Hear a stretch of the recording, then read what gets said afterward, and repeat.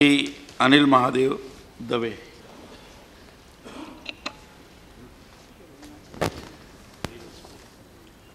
उपसभा अध्यक्ष जी,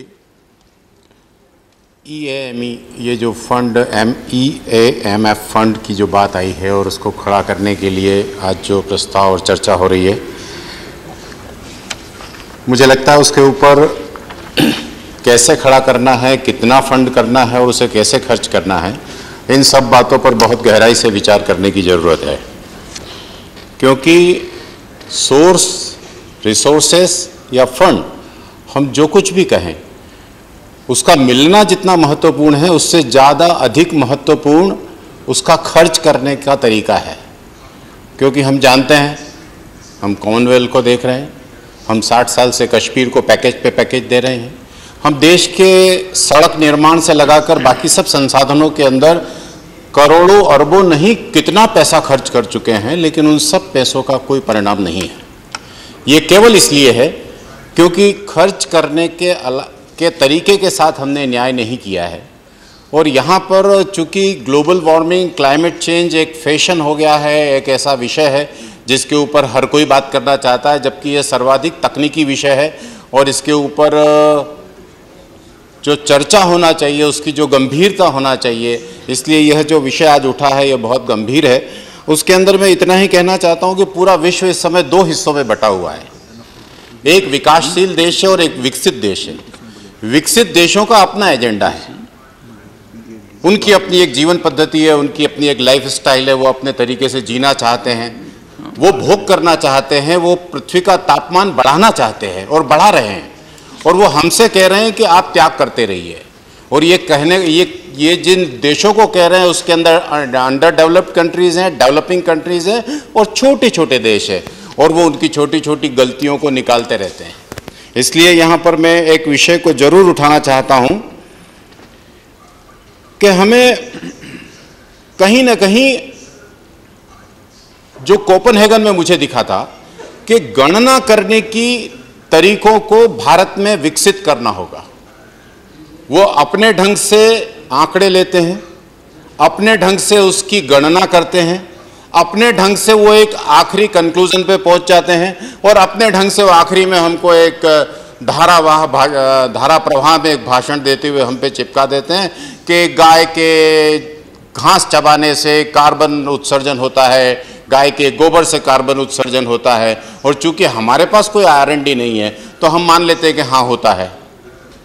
वो हमसे कहते हैं कि आपके यहाँ चूल्हा जलने से इतना कार्बन उत्सर्जन हो रहा है, तो हम मान लेते हैं कि हाँ हो रहा है, भारत के अंदर बहुत ज़्यादा हो रहा है। ऐसा केवल भारत के साथ ही नहीं है, ऐसा सारे विश्व के उन विकसित देशों के साथ, विकासशील देशों के साथ है। चूंकि हमारी गणना करने की कोई मैकेनिज्म नहीं है, इसलिए मैं आग्रह करूंगा मंत्री जी से कि भारत के अंदर इस पूरे कार्बन वर्ल्ड को समझने के लिए इसकी एक गणना करने की एक वैज्ञानिक पद्धति भारत में विकसित करना चाहिए। विश्व को गणित हमने सिखाया है, इसलिए अगर हम इस पूरी व्यवस्था के एक एक पक्ष के ऊपर किस चीज से कार्बन उत्सर्जन हो रहा है, किस चीज से ऑक्सीजन आ रहा है, किससे कितना मिल रहा है और किससे कितना नहीं मिल रहा है, और ऐसा करते समय मैं निवेदन करना चाहता हूं कि इसके अंदर कृपया करके जो सरकारी ढांचा है उसकी व्यवस्था को न लगाया जाए।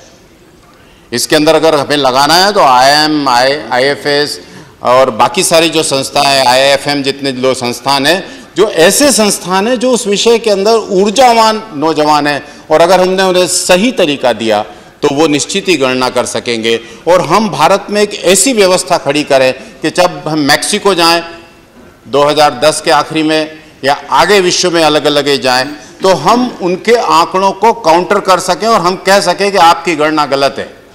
सही गणना का तरीका यह है, हमने कच्चा आंकड़ों का संग्रह ये किया है, इसकी गणना इस पद्धति से की है, इस पद्धति से गणना करने के बाद ये निष्कर्ष निकलता है। क्योंकि सारी पॉलिसीज का जो बेसिक है वो बेसिक निष्कर्षों के ऊपर निकला हुआ है। आप देखिए, देखते ही देखते भारत को डंपिंग यार्ड बना दिया गया। कहा जाता है कि आप हमारे यहाँ से कंप्यूटर ले जाइए, आपके स्कूलों में कंप्यूटर्स नहीं है। ऐसे कंप्यूटर्स जिसकी अब 1 या 1.5 या 2 साल की लाइफ बची है, जो आज से 30 साल पहले, 20 साल पहले विकासशील देशों, विकसित देशों के अंदर प्रयुक्त होते थे, वो सब हमारे यहाँ ला करके रख दिए जाते हैं। और देश के ग्रामीण क्षेत्रों के अंदर अलग अलग प्रकार से एनजीओज और बाकी संस्थाएं जो योजनाएं चलाती है, और वो सारे कंप्यूटर्स लग जाते हैं। वो मुश्किल से, अब बिजली नहीं पहुंच रही, वहाँ कंप्यूटर कहाँ लगने वाला है। और ऐसे के अंदर वो सारे कंप्यूटर्स कचरा घर बन जाते हैं। वो ठीक वैसे ही बन जाते हैं, क्योंकि भोपाल में मैं देखता हूँ ना, चाहे इज्तिमा हो रहा हो या दुर्गा पूजा हो रही हो, करोड़ों की संख्या में लाखों कपड़े विदेशों से भारत आते हैं और बिक जाते हैं। भारत कपड़ों का डंपिंग यार्ड बन रहा है, भारत ई प्रोडक्ट्स का डंपिंग यार्ड बन रहा है। डिसमेंटल करने वाले सारे जहाज भारत के अंदर ला करके डिसमेंटलिंग किए जाते हैं। मैं खुद जाकर के ऐसे एक दो डिसमेंटलिंग यार्डों को देख चुका हूँ। लोग गाड़ियाँ ले लेकर के आते हैं, वो पुरानी टाइप की कुर्सियाँ, पुराने टाइप की गादियाँ, पुराने टाइप के वॉश बेसिन्स जो उस जहाज में से निकलते हैं, वो सब निकाल करके ले जाते हैं, और वो कहीं प्रयुक्त नहीं होते हैं। मेरे कहने का तात्पर्य यह है कि जो बहुत गहरा दिमाग लगा करके पॉलिसीज बनाते हैं डेवलप्ड नेशन के लोग, वो अपने सारे इस प्रकार के वेस्ट को भारत के अंदर डाल रहे हैं, और केवल भारत में नहीं डाल रहे हैं। हम अकेले इसके शिकार नहीं हैं, हमारे अतिरिक्त सारे विकासशील देश जहां इसकी आवश्यकता हो सकती है वो इसके प्रभावी हो रहे हैं। इसलिए हमको उससे बचना चाहिए। कहीं ना कहीं हमें पॉलिसीज और गणना के अंदर परिवर्तन करने की जरूरत है, वरना हम धीरे धीरे डंपिंग यार्ड बनते जाएंगे। आज से 5-7 साल बाद ये सारे लोग हमसे कहेंगे कि आपके यहाँ इतना वेस्ट है। मेडिकल वेस्ट, हद दर्जे का मेडिकल वेस्ट आज शहरों के अतिरिक्त, नगरों के अतिरिक्त गांवों में विकसित होने लग गया है। और वो केवल इसलिए हो रहा है क्योंकि हमने एक लाइन अडॉप्ट कर ली। हमको लगता है एलोपैथी ही लेपैथी है, रेस्ट नो पैथी। हमको लगता ही नहीं है कि कोई होम्योपैथी होती है। हम हर एक को कहते हैं झोला छाप डॉक्टर है। अजीब तमाशा लगा रखा है। 500 साल पहले ब्रश करने की औकात नहीं थी, ठीक से तुम जीभ साफ नहीं कर रहे थे, और हमको बोल रहे हो कि आयुर्वेदिक जो है वो साफ ठीक पैथी नहीं है, होम्योपैथी ठीक पैथी नहीं है, नेचुरोपैथी ठीक पैथी नहीं है। लेकिन ठीक है, आई डिसएग्री। यानी कोई अगर ये कहता है कि एलोपैथी की कोई आलोचना हो रही है, इमरजेंसी के अंदर एलोपैथी से बेहतर कोई पैथी नहीं है, कुछ मामलों में उसके अलावा कोई सब्स्टिट्यूट नहीं है, लेकिन अजीब पागलपन है। सारे अस्पतालों के बाद जो वेस्ट निकल रहा है, उस वेस्ट को ठीक से संभालने का कोई मैकेनिज्म नहीं है, और उसी के कारण देखिए सारी नदियां प्रदूषित हो रही है, सारे तालाब प्रदूषित हो रहे हैं, सारा अंडरग्राउंड वाटर रिसोर्स की सिस्टम प्रभावित हो रही है। ये सब पॉलिसी के अंदर परिवर्तन के कारण हो रहा है, और जब तक ये हम पॉलिसी में परिवर्तन नहीं करेंगे, ग्लोबल वार्मिंग को भारत अकेला संभाल नहीं पाएगा। और हमें इस पॉलिसी को सामने वाले के ऊपर लाना पड़ेगा, यानी हमें उन्हें अंतोगत्वा समझाना पड़ेगा कि भैया हम जो मार्ग बता रहे हैं ना, यही रास्ता है काम करने का। क्योंकि होता क्या है कि 200-250 साल अपन गुलाम रहे, तो हमें गोरी गोरी चमड़ी और वैसी ही भाषा ये इतनी प्रभावित करती है कि हमको लगता है कि बस ये जो बोल रहे हैं ये सत्य बोल रहे हैं, और ये जो तेलुगु में बोल रहा है ठीक नहीं बोल रहा है, ये असमिया में बोल रहा है ठीक नहीं बोल रहा है, ये हिंदी में बोल रहा है ठीक नहीं बोल रहा है। भाषा के माध्यम से कंटेंट की गुरुता नहीं बदलती भाई। कोई अपराध कर देने पर दुनिया की किसी भी भाषा में बोलिए, उससे अपराध का अर्थ नहीं बदलता।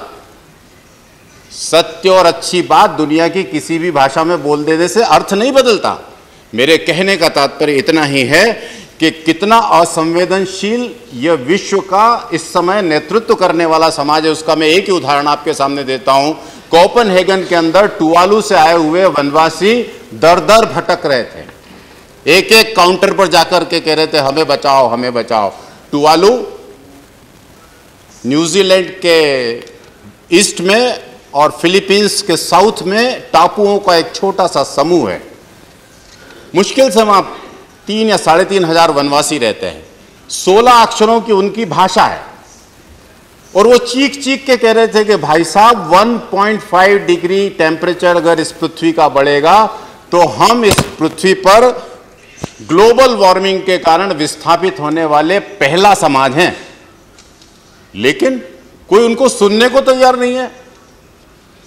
लोग बगैर बताए एक दूसरे के कमरे में घुस रहे हैं, बातचीतों में घुस रहे हैं, और वहां वो लोग चिल्ला चिल्ला करके कह रहे हैं कि साहब हमको सुन लो हमको सुन लो हमको सुन लो। कोई सुन नहीं रहा है। और ऐसे असंवेदनशील लोग इकट्ठे होकर के कह रहे हैं अरे संवेदना नहीं होना चाहिए, 1.5 डिग्री पर जो टापू डूब जाएगा, जिसके लोग विस्थापित होकर के कहीं और ले जाना पड़ेंगे, उनकी संवेदना को न समझते हुए लोग 2 डिग्री टेम्परेचर के ऊपर समझौता, कोपेनहेगन समझौता 2 डिग्री पर है, अनिवार्य नहीं है, ऐच्छिक है, लेकिन वो समझौता भी 1.5 पे नहीं है, 2 डिग्री टेम्परेचर पर है। मेरे कहने का तात्पर्य इतना ही है कि यह जो पूरी ग्लोबल वार्मिंग समस्या को समझने के लिए जो सिस्टम है, इस सिस्टम के अंदर भारत को लीड लेना पड़ेगा, क्योंकि बाकी